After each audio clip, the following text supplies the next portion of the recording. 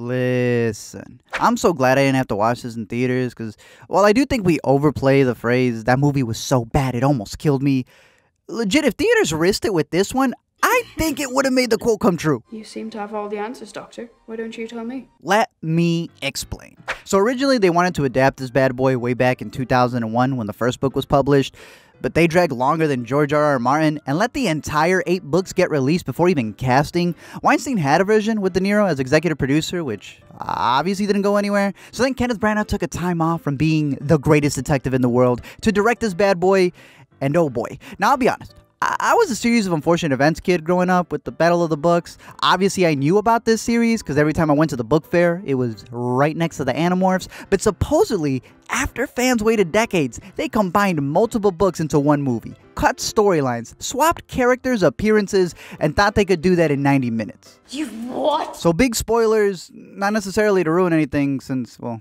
Disney already ruined it. So we follow Artemis Fowl II, who's a genius. He's an architect, a chess champion, an inventor, and he gets it all from his father, Artemis Fowl I. All I really want is to believe in you. Pretty much, he's that father who's taught him everything he's known throughout his life, but also supposedly has never been there throughout his life. Artemis Jr. is kind of like those wives whose husband leave for a weekend and call themselves single moms on Facebook, and so the dad leaves again. And take me with you. No. His dad becomes the world's most wanted since they connect him to the thefts of the Rosetta Stone, a harp, the Book of Kells, and Junior immediately gets a call from a mysterious figure. Artemis Jr., I presume. I have your father. Who's clearly a lady. Man, woman? I couldn't tell. So now it's just him and his butler, named Butler, but who doesn't go by Butler. And all I have to say is, yeah, you have to give my man Anzo more roles than the young adult babysitter stuff you've been giving him. He pulls a Heimdall to the secret door to Artemis Fowl I's secret life of discoveries, and Junior over here just starts researching. That's when we get introduced to their magical Zootopia. You know what? I can honestly say they use the budget. They have an interesting take on handcuffs. You know, there's a whole hierarchy at play in this society. There's some interesting direction. Commander? Dame Judi Dench of Cats comes in like Dr. Nefarious pulling up to give a speech. There is a dark force at work, and it will stop at nothing until it has the Aculus. Her stance is on keeping her fairy society protected from the outside world, kind of like Wakanda, and so she sends out Holly Short. Send in the daughter of Beechwood Short, the traitor. And it's wild to think that Saoirse Ronan was reported to play this character early in 2011, which means we wouldn't have gotten probably none of these movies since she would have been signed on to a franchise. But maybe it would have gotten rid of the host. Problem is, with this, they're adapting a 2001 world for a 2020 generation. Like, those kids you're marketing to who read the books are now 20 years older than the demo your jokes are aiming at. And unless you're really going to play into it, you kind of do have to adapt it for a newer generation. But after all the pre-production loops they went through, they were like, no. Honestly, they should have come out alongside Agent Cody Banks. Not in the era where every kid saw their favorite superhero die up on screen. They never come back and they all die. They come back, Daniel. When?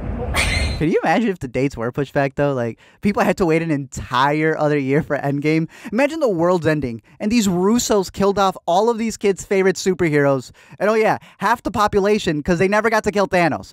Anyways, after all of Artemis Fowl's research, he captures Holly. You what? Now, say what you will about the first 45 minutes, but yo, this dude had a plan. He baits the fairies to come to him after holding a literal child for ransom. Send in someone to negotiate. You have 5 minutes.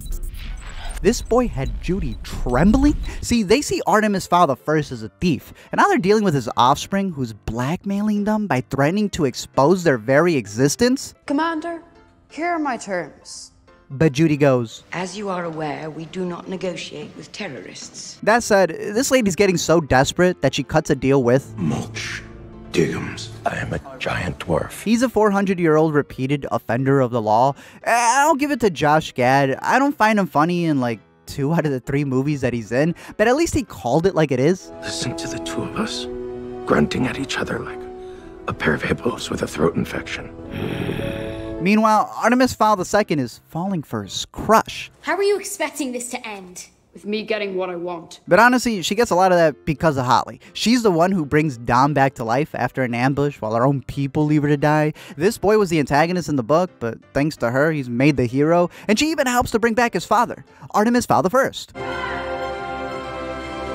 Meanwhile, the real villain is out there with this master plan of not being able to coexist and wants to systematically wipe out all of mankind. With the Aculos, I will rise to the surface and systematically wipe out all of mankind. But that's for the sequel. In the end, Holly gets thanked for saving their secret society. They Dom Toretto mulch Diggums from prison. And this boy really has the audacity to call up the villain to let her know he's coming to get her. Just who do you think you are?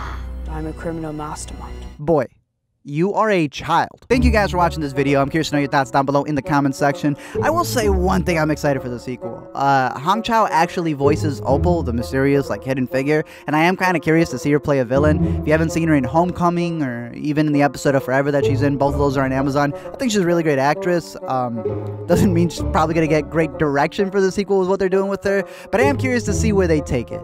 I'm lying. I'm not curious to see where they take it. Look at the edits that they did on this boy. They did a Neeson take it edit on him. Their face swap is worse than Snapchat. When you're pulling a Dion with your stunts, you know it ain't good. That said, if they change the music for the sequel and keep the same way of filming, I'll forgive them. Other than that, I'm curious to know your thoughts down below in the comment section. Let me know what other franchise you would like to see get the big screen adaptation, where you would like to see it, because I think that's becoming the interesting thing. Do you want to see it on HBO or Netflix? You want to stay as far away from Disney Plus as possible? Let me know of any other adaptations that are out there that you think have gone under the radar, anything else, dealing with recommendations, and until next time, don't forget to comment, like, and subscribe, and Judi will pull up every day to wish you a Top of the morning.